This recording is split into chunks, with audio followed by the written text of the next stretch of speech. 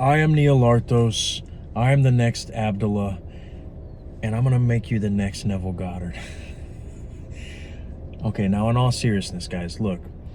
This is a series called Manifestation Receipts, okay? And it is exactly what it sounds. I reveal to you success stories in my own personal life where I've used the law and it basically blew me away how fucking scary this shit is, okay?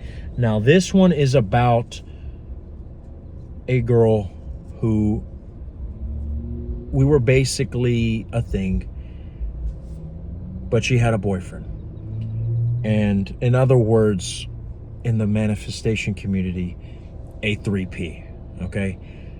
And this is the story of how, despite the third person involved, I was able to get what I want. Even to the point where she was on her way to move in with him to another country. So without further ado, like Athena Raven says, take a sip of your cold drink. Are you ready? Salute to you, girl. You are doing the Lord's work. So, this woman, she was a lovely young lady, a lovely Latina. Oh, geez. I love me some Latinas. I love me women in general. All ethnicities. Black, white, Asian, blue, purple. But Latinas, man. Muy sabrosas. So, me encanta. So, this was a lovely young lady who I started talking to right after I got out of my most recent long-term relationship, which was 3 years ago, okay? And she will always have a special place in my heart because she was one of the first women after the breakup that really gave me attention, if I'm being vulnerable, right? And so, and to top it all off, she knew a little bit about my relationship with this girl, and she was also friends with certain family members of my ex. So she knew kind of what I went through, right? But every single time that we were in some sort of talking stage, she always had a 3P, okay? She always had a boyfriend. But she was one of those girls who, whether we were out and about, whether we were with mutual friends, always giving me the fucking vibes. One of those women who would always be smiling, and whenever we would make eye contact, man, it was like looking into an angel's eyes, okay? Now, I'm not trying to sound Shakespearean here, but you guys know that feeling whenever you are with someone who both of you guys really like each other. The chemistry is fucking in the eye contact. Like if someone was to do a hidden camera of you guys talking, they would be like, you guys just fucking get a room already. Like you guys want to practically suck each other's soul out with your eyeballs. That's the way it was whenever we would look at each other. And I'll never forget the first time that she made it clear that she was interested in me is one time where we used to work together for a little bit and then she left. But there was one time where we were at work and she was sweeping, and this is kind of dumb, but a lot of the women, a lot of Latinas, whenever they're sweeping and they touch your feet when they're with the broom, they're like, oh, para que no casas, meaning so that way you don't get married, because there's this little superstition that if you touch them with the broom, that means that they're never going to be able to marry, right? And instead of saying that, she said something like, because she swept my foot on accident, and I'm like, hey, be careful, what are you doing? And she's like, I'm trying to clean up the guapo. Which, guapo in Spanish obviously means handsome. And it was like the fucking lamest game, the lamest pickup line ever, but it was fucking adorable. Okay, like that is how cheesy it was that she like her response to me saying, "Hey, why are you sweeping my foot?" is that she's trying to clean up my handsomeness, right? So from there, it was go time. Okay, because at that time I was one of those who, if she showed reciprocation, that is where I had no holds barred. I would go for the home run from there on. I'm not saying that I would never shoot first. I'm not saying that I would never initiate shit, but at that time I was still kind of messing with the red pill stuff where they say only initiate if you see a choosing signal.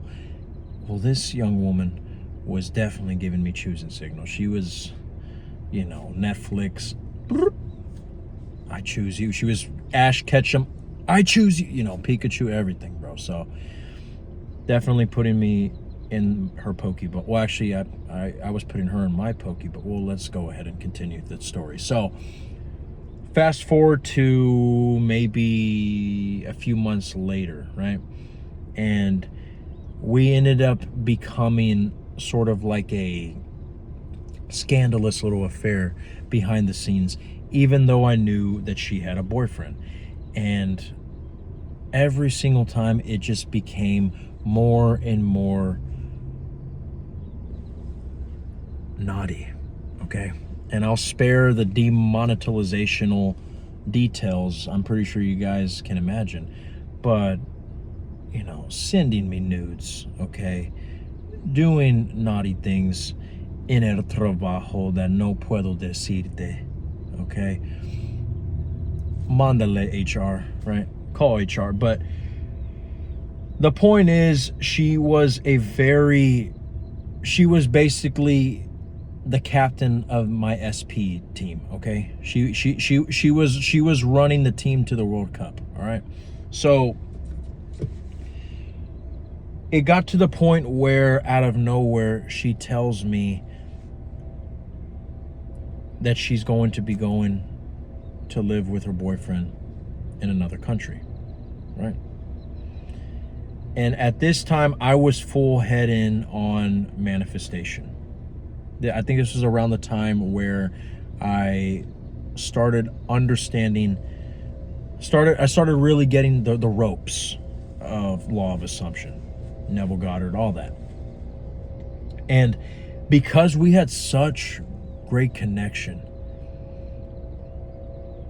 I mean, yes, you don't necessarily need to have all your assumptions perfect. You don't necessarily have to have the best of confidence to make sure that you manifest properly, but this probably definitely benefited the technique that I used. But when she told me that she was moving to her country with her boyfriend, it almost felt like, yeah, whatever. Because there was almost like a part of me that felt like there's no way she's going to leave me. I mean, I knew that we were never going to be together, but it just seemed very random.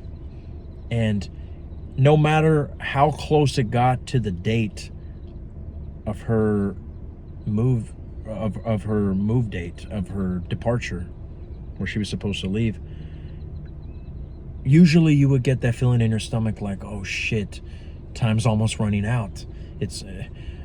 I might not be able to ever see her again. It almost felt like the closer it got, the more I was excited. It was strange. Just like when I manifested Tiki, this girl who was the hottest girl in the social circle. And even when Tiki said that she only liked tall guys, yet she ended up going for me, and I'm fucking 5'6", right? And all the other basketball players were trying to get at her, and she was just saying, Yet here she was, going with the pale, shaved, mustachio Lord Farquaad, right? But going back to this other girl, and by the way, we need to give this other girl a name. What are we going to call her? Let's call her Laura. So Laura was on her way out. She was on her way to move to another country, 4,000 miles away. And out of nowhere, she ends up texting me, telling me that her and her boyfriend broke up.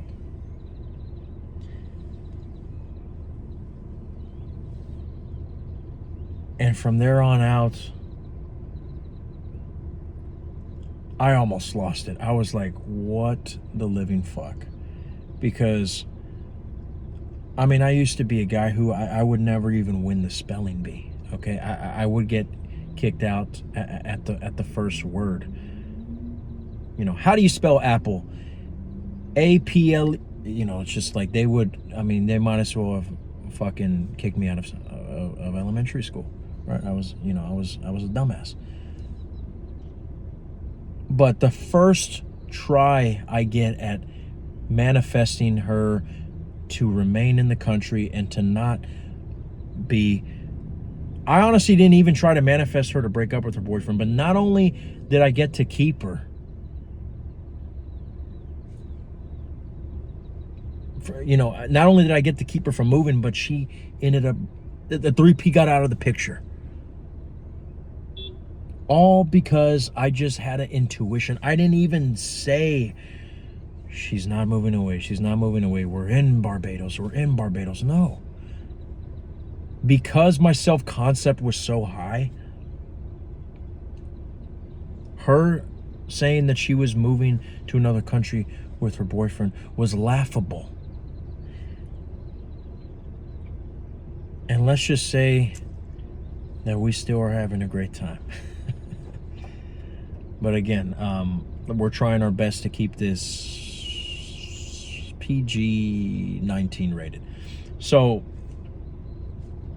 the lesson we can take from this is that one of the things that I've been doing when I started the channel is going back to my successes, whether that was when I manifested an SP intentionally or when I manifested an SP unconsciously. And this one was kind of in the middle because, again, I did technically say an affirmation, right? But it was almost like I said in the other video, it was almost like a fart out of my ass after a long day of diarrhea, except it was not a fart out of my ass. It was a thought, just a feeling that just came out of my mind. And I'm like, yeah, whatever, she's not leaving. It just fucking came. But you see, where do those thoughts come from? The same way that when you are scared of something and the voice in your head just cannot shut up, like, what if they kill you? What if they kill you? What if they kill you? You could get kidnapped, or something like that. It's the same way that when you have such a high self-concept, even in the face of the worst circumstances, your ex could have blocked you on all platforms, but you can just go, she wants my dick. She's going to be begging for me and pleading for me within seconds. I'm the only one for her. I can do no wrong. These thoughts will come out of nowhere, like a fart out of your ass. That's how you want to have your mindset, where you don't even have to say affirmations. They just happen.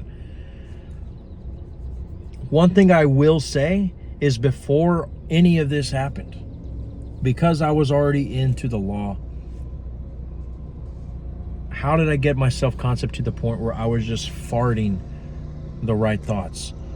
Well, I farted the right thoughts by first telling myself what I like to call self-pedestalizational affirmations, or another term that I like to use, narcissist game, narcmax, whatever you want to call it. And basically, you ask yourself, what would the narcissist version of me talk like? I started saying stuff like this even before I got with Laura. I started saying stuff like, every woman in the universe needs me more than food, water, and air. All my SPs are like flowers in my garden, but I'm the fucking sun. I didn't just say every girl that I work with has a big crush on me. I am dating 12 hot women at a time. No. I made my affirmations so crazy that it made all the negative bullshit that I was saying to myself look fucking retarded. One way I like to see it is that you were doing a performance for your subconscious. I used the example in my other video. Think of it like if you're in a poetry class and the affirmations where you just go, SP loves me, I'm in the relationship of my dreams, me and my ex are back together. It's like everybody is just going to be on their phones and just like, wait, is he done? What happened? But if you go up in front of that class and say, they have a life-size poster of me in the room and they pray and bow down to it every single night. All my SPs carry 5 pairs of panties whenever they see me because they know they're going to have to keep going to the bathroom to masturbate to me. The more extreme, the more it invokes an emotion. You don't have to actually hope and pray that your SP is going to have 5 pairs of panties. They might only have 2 pairs of panties. The point is that your subconscious knows what the hell you're talking about. And when they hear you saying that she has 5 pairs of panties, they know that you are saying that you are getting the results in your dating life that you are trying to manifest. That you are that guy or that you are that girl. You are the one who is abundant sexually, romantically, emotionally. This is how you give yourself abundance. Because think about it. When you were in that relationship that made you happy, because a lot of us have already been broken up with and heartbroken, there was a time that you were in that honeymoon phase. There was a time when you guys were telling each other that you loved each other. You guys were head over heels for one another. I guarantee you that you don't need a time machine to remember what that felt like. You might even be able to place the heat source of the sensations in your body of how it actually felt. I'll say this.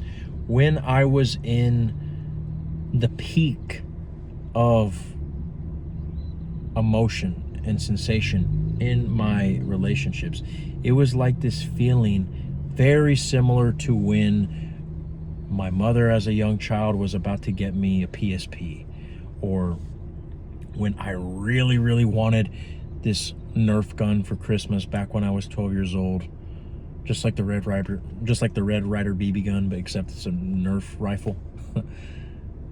The feeling that I got knowing that it was coming on Christmas. I mean, your heart's beating because just of how, not out of fear, not out of anxiety, out of excitement. Oh my gosh, I can't wait to open that present. Well, now it's like, I can't wait to open that fucking blouse and just motorboat those motherfuckers, right? It's like that feeling of almost like, what did I do to deserve this, right? Which, by the way, even though I would have that sensation in real time and I can remember myself in the glory thinking that maybe that's how I pushed it away, because you never want to say, what did I do to deserve this? You can enjoy your manifestation. You can enjoy when you have success. But know that that is your birthright. Whenever you win the 10 out of 10 at your workplace, or the hottest guy at the gym, or the woman that all the guys are chasing and she keeps flaking on, when you get the biggest catch, you have to look at it like, well, of course they chose me. But don't just make it unnatural. Don't just try to force yourself to believe that. The way that you want it, you want to get it to the point where, like I said, it just pops up in your brain. Well, duh. And I'll say this. When I got to the point where I was manifesting SPs like Laura, who were in a relationship with a guy who, I mean, I know this is fucked up, but I mean, he was supporting her, and yet she still didn't give a fuck. You know, and if you guys want to judge the fact that we were cheating, look, at the end of the day, they weren't married, and that's another video for another day. But look, when you have that much success and you're even manifesting SPs who have a 3P involved and they're practically almost married, right? You get almost like a cockiness. You get almost like a, well, what, you know, a hot model can come to your door and just wanting to suck you dry like a piranha, and you're like, okay, what else is new? And that is the state that I had when she told me that she was moving to Honduras. It almost felt like, when somebody gets a ticket on their car and yet they're a millionaire. They're just like, you know, someone's like, dude, they're about to tow your car. And you're like, yeah, I know, bro. I got like 4 more Lamborghinis in the garage. He's like, you have abundance. And all that I had to do to get to that point was to say those affirmations a couple of times. They were so fucking extreme when I said them that I can't remember if it was a couple of days or a couple of weeks, but I wasn't saying them that long. I don't believe in robotic affirmations. They make you a robot, okay? That is why I prefer extreme affirmations, because the more extreme they are, the more they will have that emotional effect on you, and you don't have to do them all the time, because your subconscious was hit with something so fucking extreme that it's still repairing from the damage that you had on your limited beliefs. So obviously you don't have to use the exact affirmations that I made. As a matter of fact, I would suggest that you make your own version of affirmations, something that resonates with you, and make them fucking hilarious, make them humorous, you know? It's not so much about making them make sense. It's about making them make sense to you. It could be even a little inside joke, like the whole 5 pairs of panties thing. Like, that shit is fucking ridiculous, but it fucking worked, okay? That girl would not even talk to me. When she started making random, I was in the middle of talking to one of my best amigos from work, and she will butt into the conversation all the way across the room, like, who the fuck was talking to you, bitch? Yeah, I was enjoying every second of it at the same time. But it got to the point where, you know, that feeling where you say, oh my gosh, what else can go wrong? Everything shit is hitting the fan. Everything is going completely to shit. No, I started having that feeling of, bro, this is insane. What can I not do? I'm the luckiest motherfucker in the world. Like, I can tell you how many times, just by putting myself on the pedestal and just by saying that all these SPs are flowers in my garden, and that I'm the fucking sun, and that everywhere I go they lay the red carpet for me, I can't tell you how many times I just had this feeling like, dude, God is great. I am the luckiest bastard in the fucking universe. What you put in the I'm awareness, you will get it reflected. Because remember, you are not the mind, you are not the body, you are just the observer of the mind and the body. So no matter how bad the 3D circumstances are, that is not real. That is just a reality that you're choosing.